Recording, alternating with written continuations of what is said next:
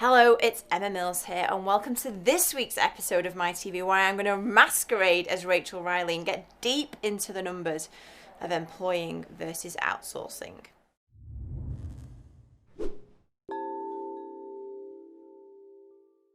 Adding a team member to a business, I think, is probably one of the most scariest decisions most business owners make.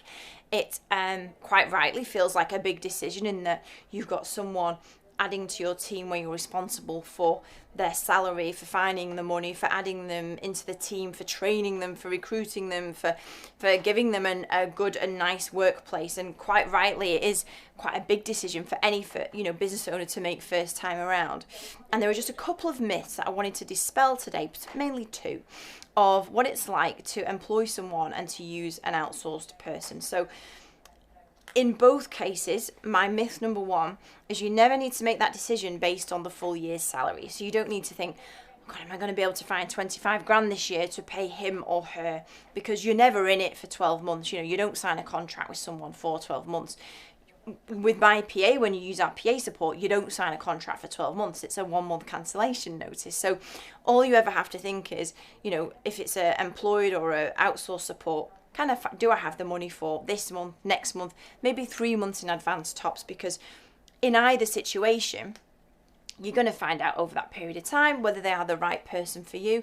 And so the amount that you're in for is only ever really the first, second, third month salary tops. So never think of the decision in the big picture, because people can work out and they cannot work out. So just think of it like that. So that is myth number one. Don't think of the whole salary. Can you afford it? It's overwhelming and it's not really an accurate portrayal of what you need to find.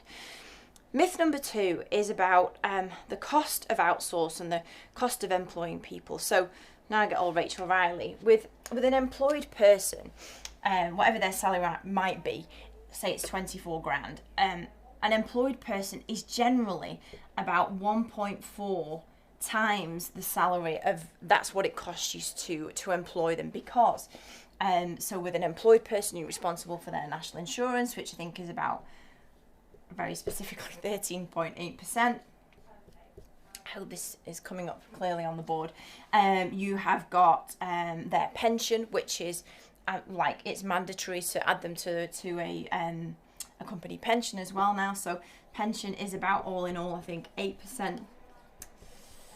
I'm assuming that you are going to have to buy them some equipment, whether it's a laptop, tools, whatever it is they are doing for you. So you need to factor into that IT equipment and whatever they need access to, or licenses.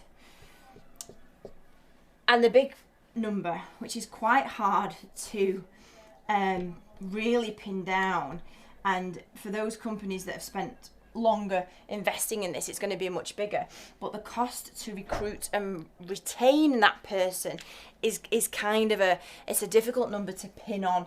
Because when you recruit someone, where you work, you spend a lot of time at work, and so you want to deliver that person a place where they enjoy working, they have good relationships, communication, they learn, they have job satisfaction, and all of that stuff is it's quite in depth, and it takes time to build, and it takes money as well. So managing, recruiting, retaining, making sure that the team member is happy, having one-to-ones with them, managing when they are.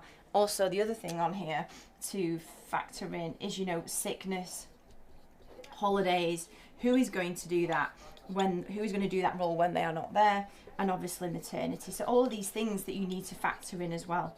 Now, most people think that an outsourced person is outsourced and can never really be a part of the team in the same way.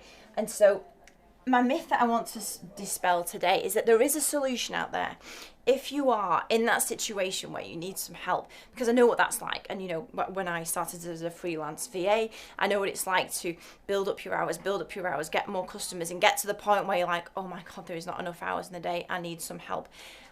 And my very, very first person that helped me was not employed, because I didn't want to, and I couldn't commit to this, and I didn't have the time to recruit properly, to retain them, to manage them, to have one-to-ones, to really to be a manager of them. I didn't have the time to do that because there's only me.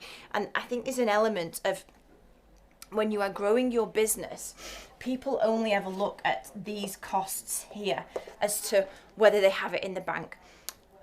And one of the biggest areas you must always look at is whether you have the time, the money, and the inclination to do all of this, which is train, recruit, retain them, manage them, make them happy, make them stay with you for a long time. There is nothing more costly than losing people and recruiting constantly.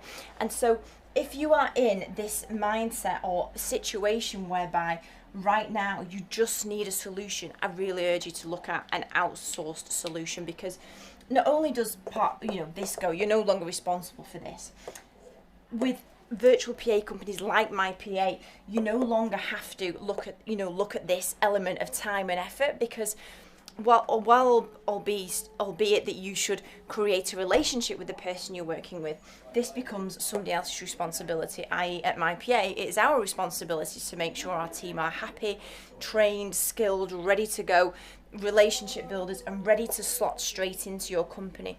So I think rather than when you need help, rather than thinking, have I got 25 grand plus the rest to employ somebody? I mean, that's easy to loan, to find money, it's this bit which you really should deliberate over. Do you, as a business owner, have the time to manage this person, make sure they're happy, do the HR, do everything that comes with dealing with people? And, to have a really good business with good people around you, you need to manage them, but it doesn't necessarily have to be your responsibility. So my big takeaway for today, and I hope it gets your head out of the dirt into the clouds, is that when you're making that decision to go employed or outsourced, whilst looking at the cash flow and the funds of paying either way, the big decision to make is if you have the time and resource to manage that person, or you just need them to slot in, take stuff off you, get the job done, and let somebody else manage that. If you want to talk that through any more about what it's like to work with a virtual PA, how quickly they can get started, how much they can just slot into you and your business, you know where I am, and just reach out for a chat, because I hope this episode gets your head out of the dirt, into the clouds, and much quicker and closer to finding the right person to work with you. See you next week. Bye-bye.